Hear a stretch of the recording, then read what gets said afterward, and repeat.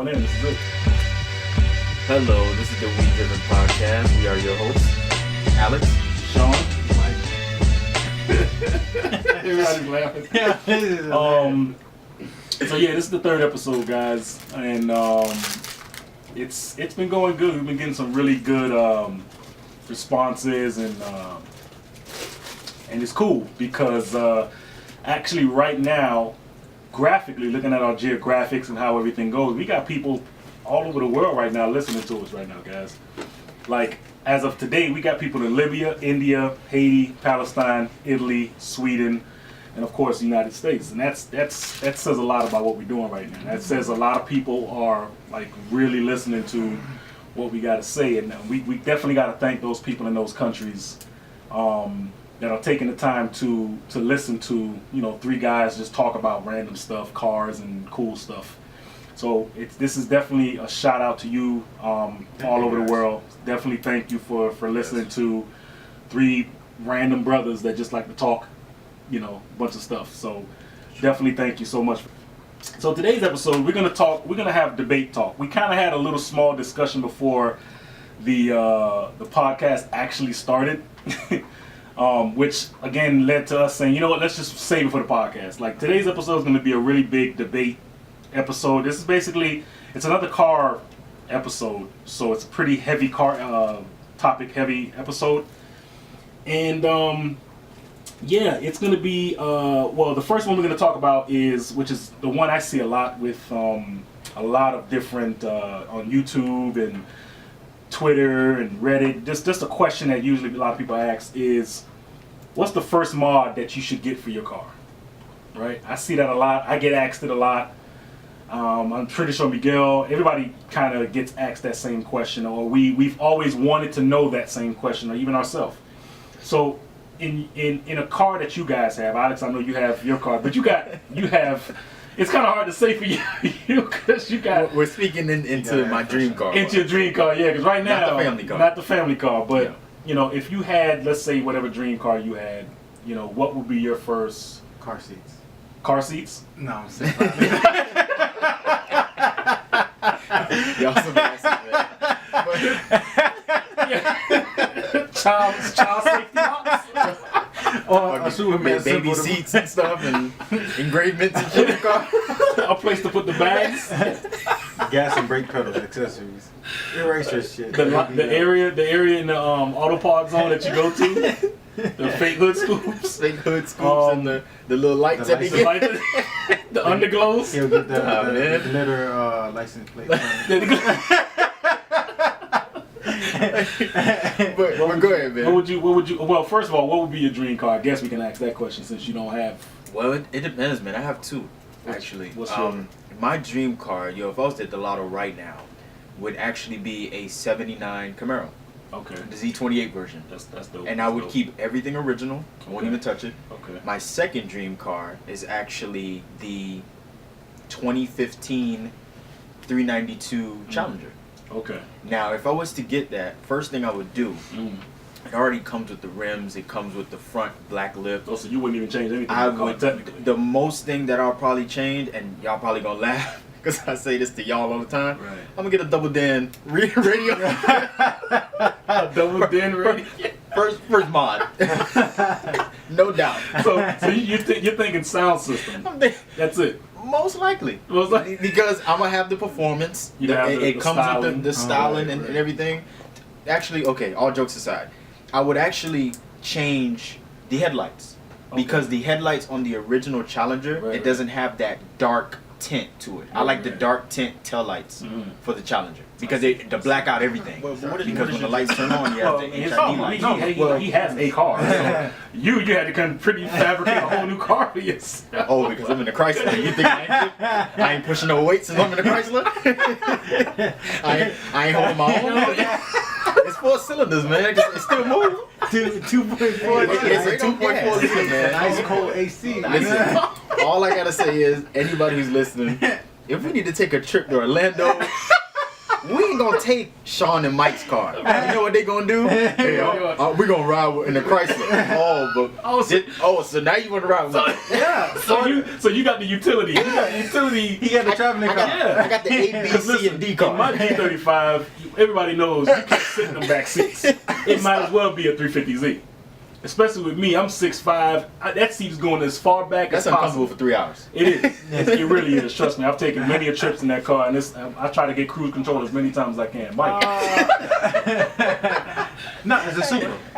It's a Supra. Well, talk in terms of but in terms of like, let's say affordable cars, like no, I mean for your car. For your car. You have a car now. You have a car. You have an SC. I actually sold it yesterday, but okay. Yeah, I got rid of it yesterday. Okay. So let's say, for instance, you had the SC.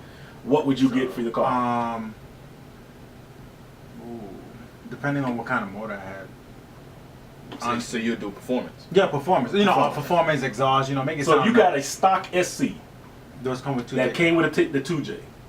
Stock the SC. The non turbo one. Yeah, non-turbo stock. Had the regular intake manifold. Intake, yeah. Race aftermarket intake systems. Okay. So So we'll like, be there for the VQs. For my Z. Okay. I'll do that and exhaust, and maybe like you know what I always get, the front lip. Right. Always the front lip. Always like the front lip. That does put a little. So you'll keep the rims on your car. Okay. Yeah. Me, I think for me it's a little different because something about the G35 to me, even though they have really good rims, a lot of people stand by the stock rims on the G35. A lot of because they're staggered. One, the backs are a lot bigger than the front. It's a different type of wheel setup. It's a little wider. A lot of people, I think they made by, I don't know, don't quote me on this. I think they're made by NK or some company that manufactures actual aftermarket wheels. Infinity gets them to make those wheels. Me, my car took on a whole new life when I got rims on my car. Like, you know what I'm saying? Like my car looked different, it felt different. And I mean, just by putting the rims on the car by itself, automatically, I mean, I get so many looks just off of that. So you felt like you was restricted when you had the stock wheels on? Restricted in the sense of performance-wise. Yes. Oh, honest. Yeah. If I'm hitting on the head. If you had to say, I would say yes, because one, aftermarket rims obviously require aftermarket tires. You have to get a wider tire base, the whole 9 yards. So the handling, and plus I got spacers on my car as well, which is dope. So clearly I'm giving the car a wider wheelbase to handle the corners and stuff like that. Obviously one of the big things, especially for my car that I got, because the VQ35 is such a restrictive motor. And it doesn't get a lot of airflow, so the spacer obviously is literally the first mod I got for that car was the spacer. The plenum spacer. Yeah. That was the first mod I got because that just opens up the intake to get more air and the whole 9 yards. Obviously, the big debate with that car, is the oil consumption that it has, but that can be fixed with time, with catch cans and with time and little effort put into it. But for me, I think if I just bought it straight out, definitely rims, tires, a plenum spacer, and if I had to, which I'm actually doing sometime this week actually, test pipes. So I'm taking out the cats that's in there, the stock cats, putting in the test pipes, and that's what I would do because the car already naturally sounds fantastic. Anybody that knows how the G35 sounds, that VQ engine with the stock exhaust sounds good. Yeah. Right? But to take those restrictive cats off, I'm taking those things off, putting on those test pipes, that's what I would probably get. You know what I mean? And that seems to be a question that a lot of people ask when it comes to what is the first thing I should get for my car? And I'm like, definitely get rims and tires, exhaust if you can, but sometimes, getting a regular exhaust off of eBay, for $200, $300 may not be the best thing to do. Yeah, you know what I mean? You want to invest a little bit of money into that. I'm just saying, if you're going to invest that kind of money straight out the gate, get some rims and tires, get that double din. Double din radio, because that touchscreen would be, helpful if your car can take it. Some cars can't, some cars can't. And that's probably those are the big things that I would probably get. Tints, that's another easy mod to do. You know what I mean? I wouldn't even count tints. It's hot in Florida, people. It's hot. You gotta stay cool. Yes, we need tints. I would definitely put tints. Privacy. Because you can get tints for get them. I mean, you can get them professionally put in. You can get them. You can do them yourself. Take a little afternoon doing it. If you know how to do it. I mean, it's not for the faint of heart. You can't just turn around and just say, I'm gonna do some tints. Right. You know what I mean? But tints is another good thing to do. That's pretty much it to kind of get you started. To kind of take you out of stock. Remember my first video I did, one of my most popular videos I did on my Stage of Media page was my G35 finally stops becoming stock. Right, that was the title of it. And that was the day that me and you were this person that decides to, or even if it's someone that decides to make a negative comment, you're just another viewer to that thing. You didn't do anything to us. Right. You just became that one person that viewed it, just like hundreds of other people. So basically, thank you.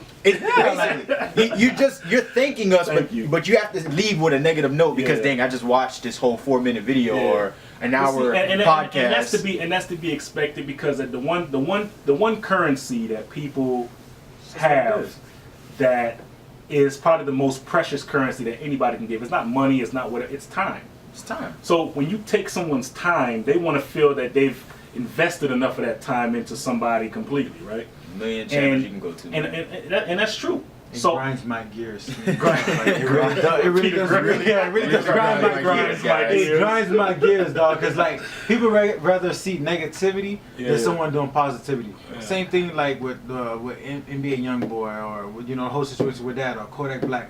Like you see what Kodak Black does, even though he's not perfect as a young individual. Do you see what he's been through out the hood and doing all this stuff and being what's the proper word, publicity, if I'm not saying publicity? Trying to get publicity or doing things for fame and all that stuff, but that's him. You know what I'm saying? He's a young dude, young African American out the hood. Kodak Black is a story. Yes. Kodak Black is. Look at what he's doing now, though. Have y'all been watching him? Like, have y'all ever seen? Isn't he in jail? Yeah, but do you see the? I don't know. I'm not too sure. He's in jail, right? Have you guys see seen the investment that he's been doing for all these schools, especially with the shooting up north? I haven't seen.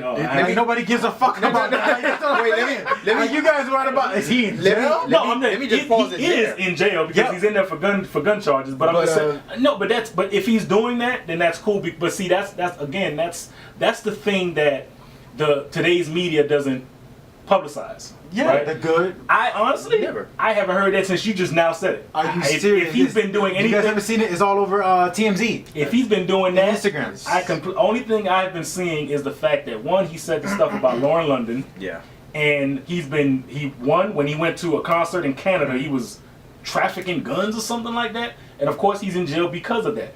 Now, again, I don't, that jail stuff. I don't, I don't condone that, in terms of wishing that on anybody. Again, anybody that's been there knows that they ain't trying to go back there.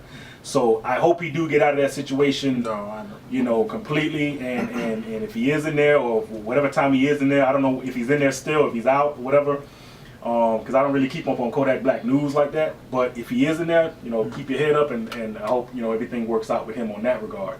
But you don't hear that kind of the good stuff that people do. You never do. Because the news have to be the news. That's just who they is. They ran by these people that have to put out the stuff out there to kind of keep either fear mongering or the topic of today is automatic versus manual transmission. Yes. Which one is faster? Which one is quicker down the track? Because I walked into this conversation before we even started this podcast, and I can hear him outside, and I'm like, "Oh shit, it's going down." It's because and Alex can attest. Alex, what was your stand on it? Because this is the big debate right now that everybody would tell you under the sun. Automatic and manual, manual all day. That seems to be the thing everybody tell you. And I'm gonna let you know my point, and I'm gonna let you just kind of run whatever you have to say. Go ahead. I saw that dude in blue, and again I reference another YouTuber. That dude in blue, everybody knows him. If you don't, check him out on YouTube. He posted a video that he made a statement on. He was like, "Listen, in the next years to come." He believes that manual cars are going to be the new hipster thing, right? Hipster in the sense of analog versus digital. You know, the hipsters that go into a record store, they're like, oh, I prefer records because that's the more purest way to go. Like I prefer vinyl records, right? Right. Over CDs or whatever. He felt that in a few years, that's going to be the equivalent to what a manual is. People are going to go more towards the analog manual driving than the digital, so to speak, quote unquote, of automatic. And I can't agree with that any more than what he said. Like I really agree with that because it seems like the conversation comes about when people's like, oh, you know, you're not a real car guy if you don't drive a manual. No. That's literally the rhetoric that's always being said. Oh, you don't know, you're not a real car guy. Oh, you drive an automatic. Oh, boo, and people boo. I'm like, so that makes me less of a car guy because I drive an automatic? You know what I mean?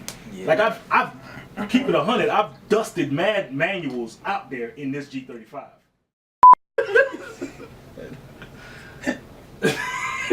Stupid bitch. You ready? How we gonna start it off? You gonna start it off this time? No, it don't matter, man. What am I saying? The same shit Miguel was saying last time. Damn it, what he said, that was a week, man. Yeah, we're going on, guys. This is the We Do podcast. Don't say it in that voice. Hey, what's going on, guys? This is the We Driven podcast. We are your hosts. Yeah, but don't sound so fucking. Oh, I got you. I ain't gonna sound robotic. I'm just gonna sound super real, man. Come on, let's do it. All right. You ready? Yeah.